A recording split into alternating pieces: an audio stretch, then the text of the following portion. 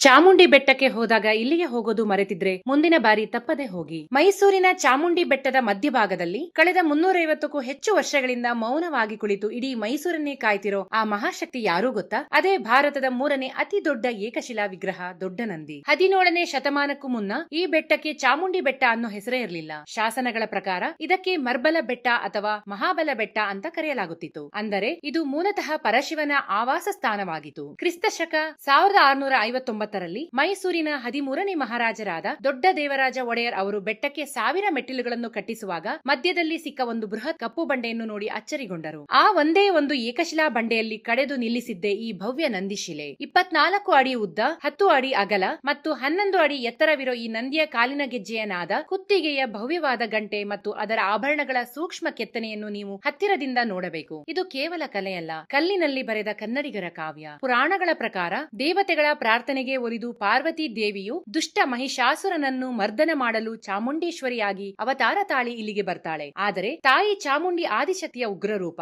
ಆಕೆಯ ರೌದ್ರಾವತಾರವನ್ನು ಶಾಂತಗೊಳಿಸಲು ಆಕೆಯ ಪತಿ ಸ್ವತಃ ಪರಶಿವನೇ ನಂದಿಯ ರೂಪದಲ್ಲಿ ಬೆಟ್ಟದ ಮಧ್ಯೆ ಬಂದು ಕಾಯುತ್ತಾ ಕುಳಿತಿದ್ದಾನೆ ಅನ್ನೋದು ನಂಬಿಕೆ. ನಾವು ಚಾಮುಂಡಿ ಬೆಟ್ಟಕ್ಕೆ ಹೋದಾಗ ನಂದಿಯನ್ನು ಯಾಕೆ ತಪ್ಪದೆ ನೋಡ್ಬೇಕು ಗೊತ್ತಾ? ಸಾಮಾನ್ಯವಾಗಿ ಎಲ್ಲ ಶಿವನ ದೇವಸ್ಥಾನಗಳಲ್ಲಿ ನಂದಿ ಶಿವಲಿಂಗದ ಕಡೆಗೆ ಮುಖ ಮಾಡಿ ಕುಳಿತಿರುತ್ತಾನೆ. ಆದರೆ ಇಲ್ಲಿ ನಂದಿ ದಕ್ಷಿಣಾಭಿಮುಖವಾಗಿ ಇಡೀ ಮೈಸೂರು ಸಾಮ್ರಾಜ್ಯವನ್ನು ಕಾವಲು ಕಾಯುವಂತೆ ಕುಳಿತಿದ್ದಾನೆ. ನಂದಿಯ ಮುಖಭಾವವನ್ನು ಗಮನಿಸಿ. ಮುಖದಲ್ಲಿ ಜಾಗರೂಕತೆ ಇದೆ. ಎದ್ದು ನಿಲ್ಲಲು ಸಿದ್ಧವಾಗಿರುವ ಭಂಗಿಯಲ್ಲಿದ್ದಾನೆ. ಬೃಹತ್ ಬಂಡೆಯ ನೆರಳಿನಡಿಯಲ್ಲಿ ಅಡಗಿರುವ ಈ ಪುಟ್ಟ ಗುಹೆಯೊಳಗೆ ಒಂದು ಪವಿತ್ರ ಶಿವಲಿಂಗವಿದೆ. ಇದರ ಬಗ್ಗೆ ಮುಂದಿನ ವಿಡಿಯೋದಲ್ಲಿ ತಿಳಿಸುತ್ತೇನೆ. ಮುಂದಿನ ಬಾರಿ ಮೈಸೂರಿನ ಚಾಮುಂಡಿ ಬೆಟ್ಟಕ್ಕೆ ಹೋದಾಗ ನಂದಿಯ ಮೌನ ಇತಿಹಾಸವನ್ನು ಅನುಭವಿಸಿ ಬನ್ನಿ. ವಿಡಿಯೋ ಇಷ್ಟ ಆಗಿದ್ರೆ ಪೂರ್ಣಿಮಾ ಡೈರೀಸ್ ಫಾಲೋ ಮಾಡಿ.